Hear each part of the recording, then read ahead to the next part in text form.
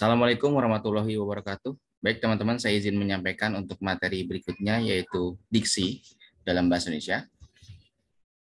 Apa sebenarnya diksi itu ya? Ternyata diksi itu tidak ada pengaruhnya dan tidak bermasalah selama tidak bertemu dengan kalimat.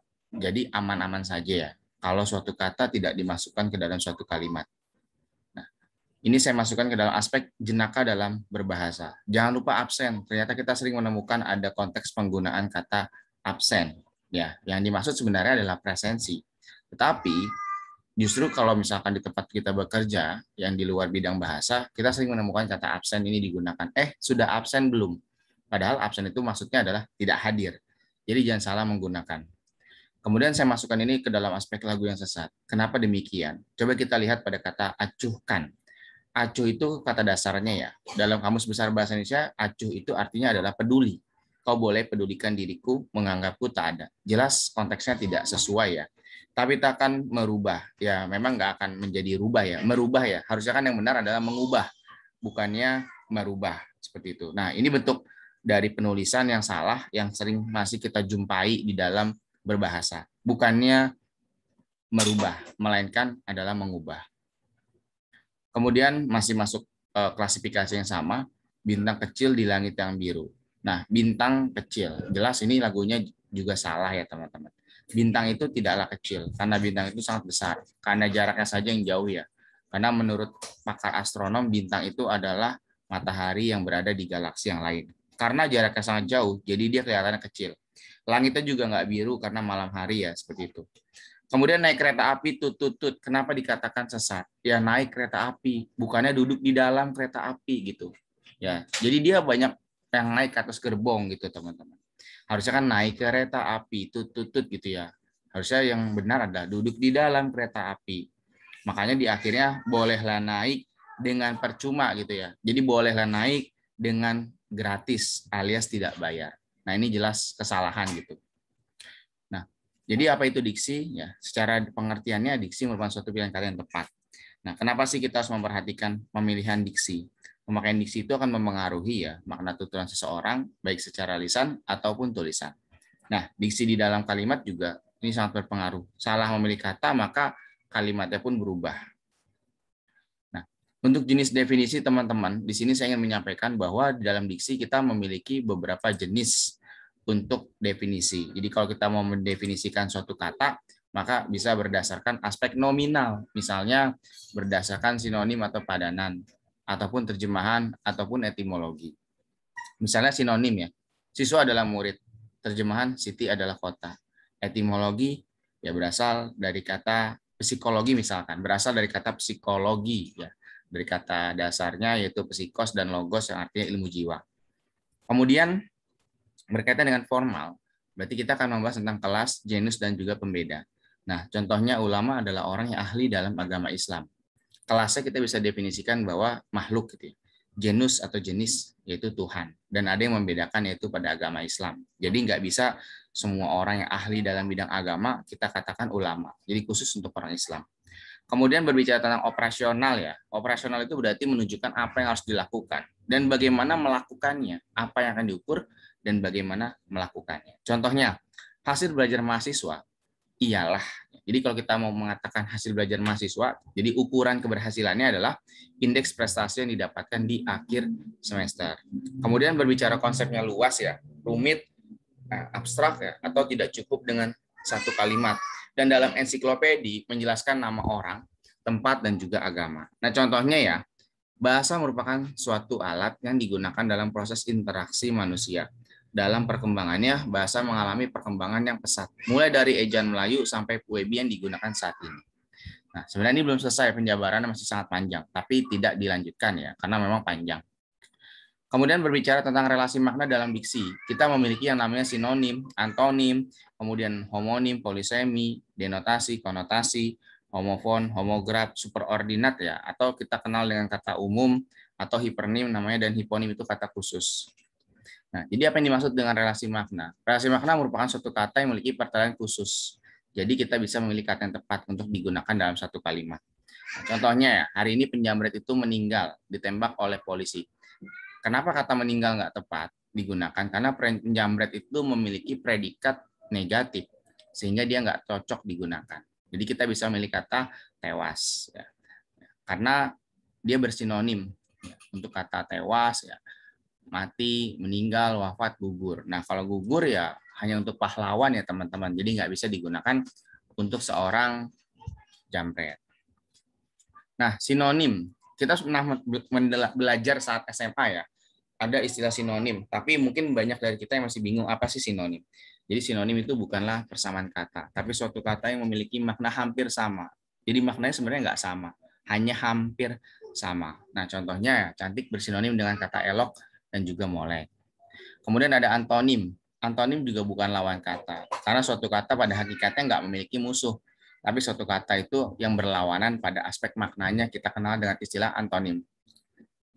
Kemudian untuk contohnya sederhana ya, panjang, pendek, ya, kemudian jelek, cakep, gitu ya, keruh, bening, dan lain sebagainya. Kemudian untuk denotasi dan konotasi. Denotasi merupakan suatu kata yang memiliki makna lugas dan bersifat objektif. Jadi dia menunjukkan yang sebenarnya. Sedangkan konotasinya merupakan suatu makna yang mengandung unsur kiasan, bukan sebenarnya. Nah, pada contoh wajahnya cantik memesona, ini jelas dia denotasi karena berdasarkan pengamatan seseorang. Ya, jadi penilaiannya bersifat objektif. Sedangkan wajahnya sangat manis. Kalau yang ditawarkan itu gula, coba dicoba gulanya. Oh iya, saat dikecap rasanya manis. Berarti dia menjadi denotasi, bukan konotasi. Tetapi kalau dikatakan wajahnya sangat manis, berarti kita harus membuktikan karena berkaitan dengan nilai rasa. Colek lah misalkan, lalu dikecap. Oh rasanya tidaklah manis. Berarti manis itu menjadi konotasi. Kemudian ada homofon dan homograf. Homo itu berarti sama ya, sedangkan sifonnya itu berarti bunyi. Jadi sama bunyi tapi beda tulisan, apalagi maknanya. Kalau homograf berarti sama tulisannya, berbeda bunyinya, apalagi maknanya. Contohnya ya, bang dan bang. Ini bunyinya sama, tapi tulisannya berbeda. Oh berarti dia hanya sama bunyi, homofon.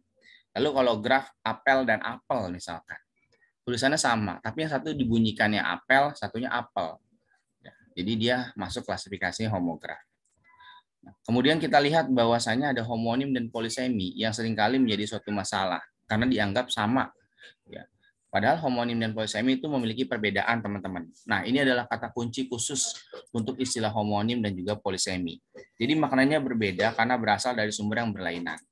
Ya, jadi kata kuncinya sumbernya berbeda. Jangan sampai salah dalam menentukan yang mana homonim dan yang mana polisemi. Karena kalau sampai Anda salah konsep, ya Anda bingung nanti menentukannya. Contohnya, Ardi bisa mengerjakan soal itu dengan mudah.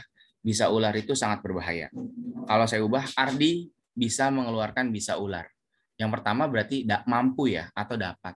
Yang kedua itu racun. Yang pertama dimiliki oleh manusia, yang kedua dimiliki oleh ular. Jelas sumbernya berbeda. Nanti silakan dibaca penjelasan berikut oleh Anda ya, pada salindia berikutnya. Kemudian untuk polisemi, kita melihat bahwa polisemi ini adalah suatu kata yang memiliki makna lebih dari satu. Misalnya saja pada kata akar. Akar itu kalau didefinisikan yang pertama, bagian tumbuhan yang biasanya tertanam di dalam tanah sebagai penguat dan pengisap air serta zat makanan. Tapi punya makna lain yaitu asal mula, pokok, pangkal yang menjadi sebab atau kiasan. Atau yang terakhir, unsur yang menjadi dasar pembentukan kata. Coba kita lihat pada kata akar. Akar pohon itu mengganggu bangunan, bagian paling bawah dari pohon. Itu bentuk yang nyata yang bisa kita lihat dan kita sentuh. Tapi yang kedua, kita harus mencari akar masalahnya, bagian paling dasar dari suatu masalah. Kita nggak melihat bentuk masalah ya, ada akarnya, tapi ini adalah kiasan. Ya, jadi sama-sama mengacu ke bagian paling dasar. Atau contoh lain kata kepala, kepala daerah, kepala suku, ataupun kepala kita yang sebenarnya. Sama-sama kalau didefinisikan bagian paling atas, gitu ya. Kepala kita ya bagian paling atas dari tubuh manusia. Sedangkan kalau kepala daerah, yaitu merupakan suatu orang ya yang menduduki pusat pemimpinan yang ada di daerah. Kemudian ada superordinat dan hiponim. Kita mengenalnya dengan kata umum ataupun kata khusus, atau hipernim dan hiponim. Nah, misalkan kita mengenal kata hewan ya, ini berarti umum, dan khususnya kucing, tikus, sapi, dan lain sebagainya. Kemudian bunga itu ada mawar, anggrek, melati. Nah, ada juga ternyata yang mengalami perubahan makna. Jadi zaman dahulu itu ada istilah kata yang dianggap biasa ya, kemudian mengalami peningkatan saat ini. Misalnya pada kata ameliorasi yang kita maksudkan ya dalam perubahan makna, kata bung. Jadi dulu setiap orang laki-laki bisa dipanggil bung. Tapi ternyata saat ini bung itu hanya untuk memanggil seorang pemimpin. Jadi nggak bisa sembarangan. Ada juga yang meningkat, ada yang menurun. Contohnya pada kata peorasi. Kata bini dulu lazim digunakan. Tapi saat ini karena kata tersebut mengalami penurunan, jadi nggak lagi digunakan. Yang digunakan adalah kata istri. Nah, ini sekadar contoh ya teman-teman untuk mata kuliah saya nanti kalau ujian tengah semester Anda akan ketemu dengan soal model seperti ini. Tidak banyak kiper yang tangguh dan hebat di ajang kompetisi Liga Inggris. Ini harus diapakan? Silakan lihat di bawah ya. Carilah kata-kata di atas yang mengandung relasi makna. Tentukan maknanya agar dapat diketahui perbedaan maknanya, gitu ya. Nah, kita lihat di sini. Tidak banyak kiper yang tangguh dan hebat di ajang kompetisi Liga Inggris. Kata tangguh dan hebat ini bersinonim. Jadi Anda cukup menulis nanti. Tangguh hebat sama dengan sinonim. Kemudian ajang kompetisi sama dengan sinonim. Salah satu yang dikenal publik masyarakat ini adalah sinonim. Ia dikenal sebagai kiper yang bermental baja karena sering mementalkan. Mental. Dia adalah homograf. Karena striker yang kencang dan deras ini sinonim. Dengan tinggi badan yang hampir 2 meter, ia sering menghalau, menghadang sinonim. Tendangan jauh dan dekat, ya ini antonim. Para pemain yang memainkan bola panjang dan pendek ini antonim. Banyak orang yang tidak tahu ya kalau kiper MU ini adalah pemain yang suka tahu. Tahu dan tahu ya, ini berrelasi makna homonim. Kemudian kenapa dikatakan homonim? Tahu pertama berarti mengetahui, pengetahuan. Tahu kedua itu makanan. Jelas sumbernya berbeda. Jadi dia tidak masuk ke dalam klasifikasinya polisemi, melainkan klasifikasinya homonim. Setiap hari ia makan, minum, antonim. Gitu ya. Sebelum pulang, pergi, antonim. Berbagai macam tahu seperti tahu isi, tahu gejrot ya. Jadi ada kata umum dan kata khusus ya di sini atau hipernim dan hiponim atau superordinat dan hiponim. Kemudian lahap dan rakus ini sinonim. Syarat tahu yang ia makan harus syarat ya, syarat dan syarat. Di sini adalah homofon. Baik dan benar ini adalah sinonim. Kemudian ketika harga tahu melambung dan melangit sinonim. Ia mengurangi membeli tahu kepada Bang John, pedagang yang pernah bekerja di bank. Bank dan bank ini adalah tentu saja homofon. Bang John beberapa kali mangkal di pinggir kali. Kali dan kali ini adalah homonim. Kali pertama menyatakan jumlah, kali kedua menyatakan tempat. Sebelum menjadi langganan Edwin van der Sar. Walaupun mengurangi dan tidak menambah, ini adalah sinonim. Mengetahui prestasi dan kegemilangan. Prestasi kegemilangan ini adalah sinonim, layak diperhitungkan sebagai salah satu kiper ya atau penjaga gawang sinonim terbaik di Premiership. Kurang lebih seperti itu ya teman-teman untuk menjawab pertanyaan saya nantinya. Kemudian latihan nanti bisa dikerjakan di dalam pertanyaan saya ya. Nah, untuk padanan dalam bahasa, misalkan kita punya kata scan dipadankan dengan kata pindai, workshop dengan lokakarya, hotline dengan saluran siaga, deadline itu tenggat, flyover itu lintas atas, guide itu pemandu, tool itu perkakas, link itu tautan, waitress itu pramusaji, snack kudapan, laundry penatu, preview pratinjau, error itu galat, smartphone gawai, thumbnail keluku, wireless itu nirkabel, chat itu obrolan, headset itu pelantang telinga, Lightpost terlambat menerbitkan, dan brand itu jenama.